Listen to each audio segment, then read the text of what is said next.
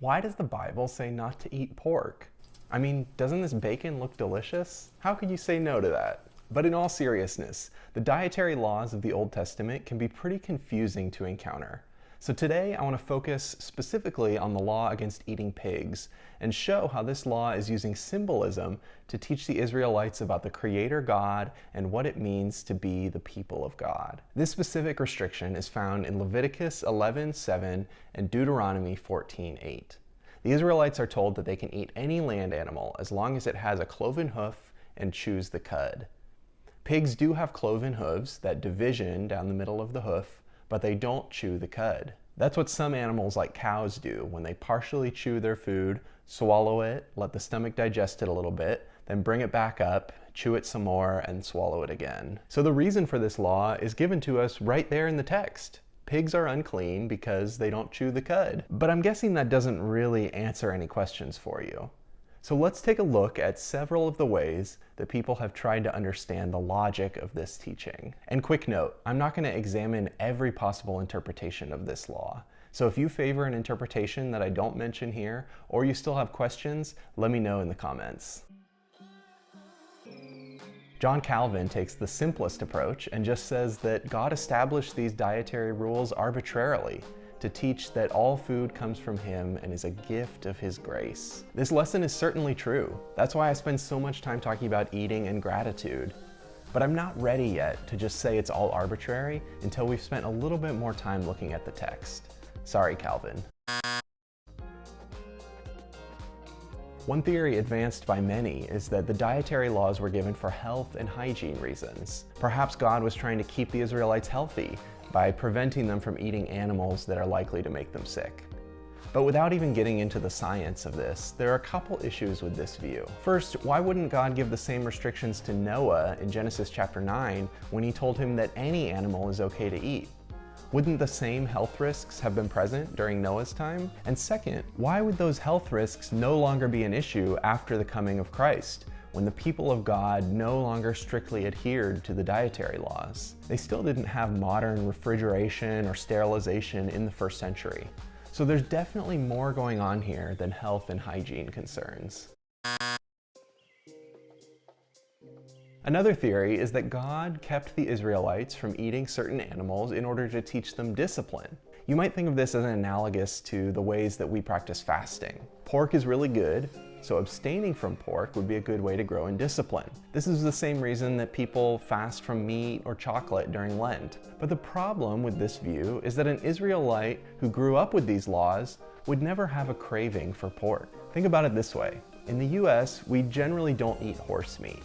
And because I've grown up in the culture, I've never had a craving for horse meat. I don't even know what it tastes like. Fasting from pork would be a discipline for me because I've cooked, smelled, and tasted it many times. But an Israelite who didn't grow up thinking of pigs as food wouldn't need discipline to abstain from it. Just like it doesn't take any discipline for me to abstain from horse meat.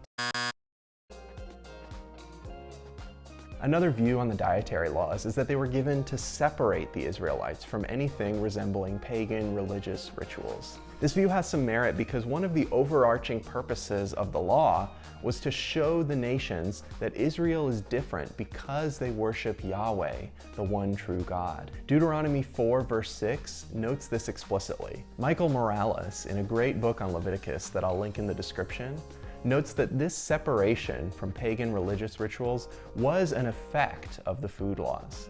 The reason for this is that in some pagan religious traditions, pigs were associated with underworld deities. But although Morales argues that this would be an effect of the food laws, he offers a different rationale to explain the laws. So we'll come back to his view in a second. To evaluate whether religious separation was the reason Israelites were told not to eat pork, let's look again at the biblical text. The specific reasoning given for the restrictions on pigs and other land animals has to do with whether or not they have cloven hooves and whether or not they chew the cud. Pigs may have a connection to pagan religious rituals, but cloven hooves and chewing the cud do not. So I think Morales is on the right track when he says that the food laws would have the effect of religious separation, but that doesn't explain the rationale for the particular laws. A closely related view is that the dietary laws were given to create a social separation between Israel and surrounding pagan nations. By eating a distinct diet, the Israelites wouldn't be able to socialize as deeply with their pagan neighbors, thereby remaining distinct and uninfluenced by the surrounding pagan nations. The problem with this view is that the diet of the average ancient Middle Easterner from any nation would have been relatively similar, mostly bread and vegetables. Meat was a rare luxury, so refusing to eat pork wouldn't have made the ancient Israelites' diet much different from their pagan neighbors on most days. The next theory I want to explore is the idea that the dietary laws were given to teach Israel a respect or reverence for the life of other creatures. Some people root this in the fact that the human diet was vegetarian prior to the flood. Others point to the allowance for meat in Genesis 9 that still prohibits eating the blood, because the blood is the life of the animal. The rule against consuming the blood is found in several places in the Old Testament with the same reasoning, that the blood is the life. So that's certainly a significant point. But the larger idea here beyond the blood is that limiting Israel's access to animals as food would cultivate a respect for life. We might call this the naturalist or environmentalist view. Now, I definitely believe that respect for creation and proper care for creation are biblical ideas, but I'm not convinced that's what the dietary laws are teaching. Consider the fact that the restricted animals are referred to as being unclean or even detestable. That doesn't sound like a description that would garner much reverence for these creatures. But we could also look at the fact that for the animals that are allowed to be eaten, there are no limits given on consumption. Now, obviously, like I said before, meat was a luxury in the ancient diet, so you could argue that those limits would have been unnecessary. But if the purpose of the dietary laws were to limit Israel's consumption of animals to cultivate a respect for other creatures, this seems like a pretty big oversight. Now we're moving into a cluster of ideas that I'm calling the symbolic views, because each of these remaining theories explains the dietary laws as symbolic of some important truth about God, the world, or human beings. The first symbolic explanation I want to explore is that pigs and other animals are declared unclean because of their similarity to the serpent of Genesis 3. The idea here, developed in various forms by James Jordan, Michael Morales, and others, is that the serpent and animals like it represent death. Thus, there may be a connection between the dietary laws and the admonition in Deuteronomy 30 to choose life. Remember the two reasons given for the law against eating pigs in Leviticus? Israel's allowed to eat animals that have cloven hooves and chew the cud. Pigs fit one of these but not the other, so they're unclean. The serpent moves on its belly in the dirt.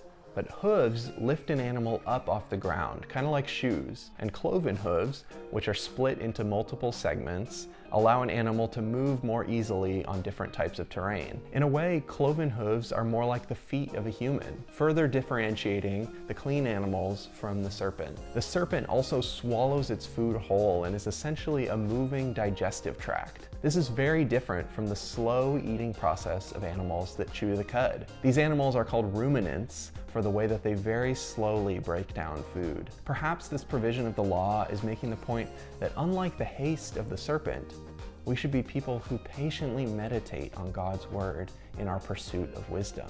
The logic behind this symbolic explanation is an idea you can also find in modern Western cultures. You are what you eat.